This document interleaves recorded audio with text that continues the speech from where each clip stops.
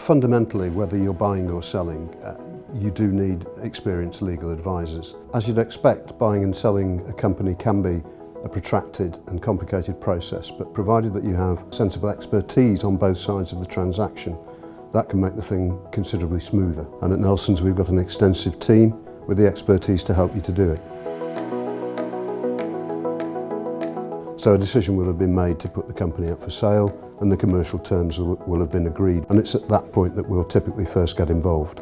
One of the first documents that we become involved in will be the preparation and negotiation of something called heads of terms. Typically a set of heads of terms will run to no more than a few pages. It isn't an exercise in trying to duplicate the sale and purchase agreement itself. It's really a case of trying to summarise the key terms of the transaction. We then typically get into the process known as due diligence, which will be an exercise in scrutinising, if you're on the buy side, the business, the documentation, the assets of the company that's being sold. And it's at this point that you can identify, from a buyer's perspective, potential issues of concern.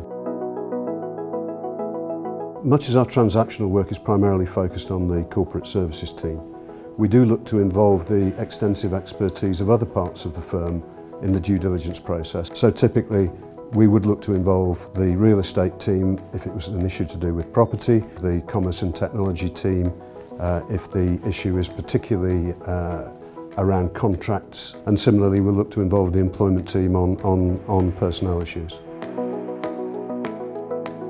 Here at Nelson's, if we're acting on the sell side of it, we will establish a data room into which the information goes, and that enables everybody on both sides of the table, buy side and sell side, then to access that information online. So instead of having to cart paper around, there is online access to it and people can look at it.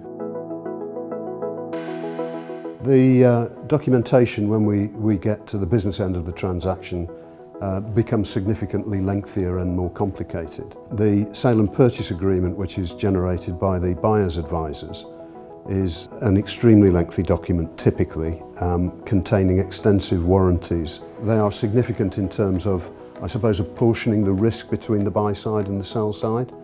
And it's not uncommon for a sale and purchase agreement to be as long as, say, 100 pages, of which maybe 75% will be made up by the warranties. Here at Nelson's we do have a very experienced team across all of the three offices with extensive experience of transactions both large and small, and we're always happy to have a discussion with anybody who may be thinking about buying or thinking about selling.